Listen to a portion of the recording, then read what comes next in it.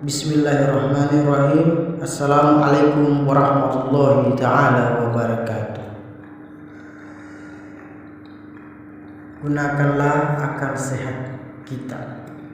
Kembalilah kita ke jalan yang benar, jalan yang sudah ditentukan oleh Allah Subhanahu wa ta'ala, jalan yang ditentukan melalui Rasul dan Nabi-Nya dan melalui kitab-kitab yang diturunkannya.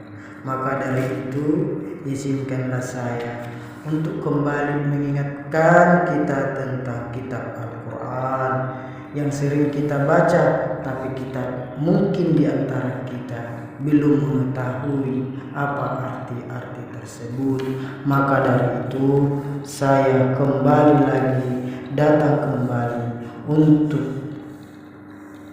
mengenalkan kembali tentang terjemahan Al-Quran, sehingga kita dapat mengetahui maksud dan tujuan Allah menciptakan kita di dunia ini.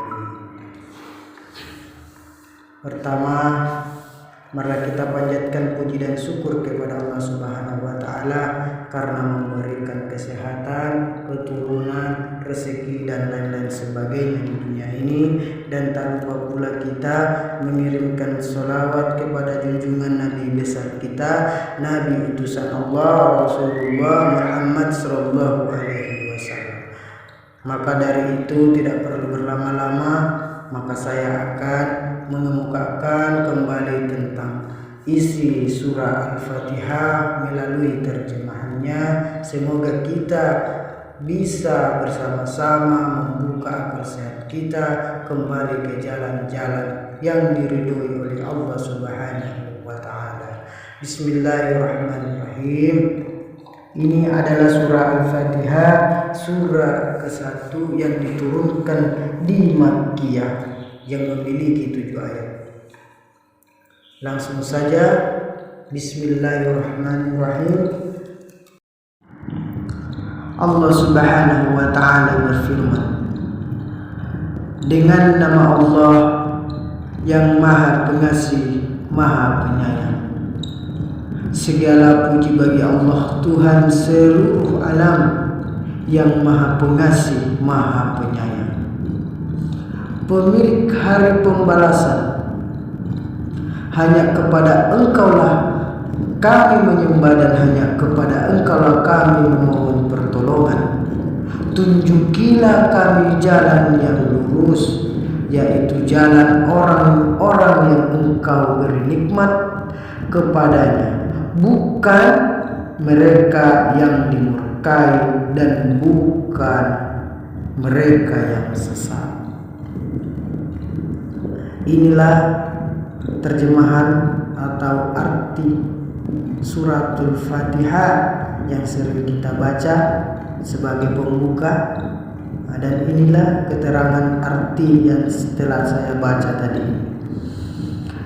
Imam Ibnu Katsir dalam kitab tafsirnya menyebutkan surah ini dinamakan Al-Fatihah, pembuka, karena mushaf Al-Quran dibuka dengan surah ini. Demikian pula setiap salat juga dimulai dibuka dengan membaca surah ini.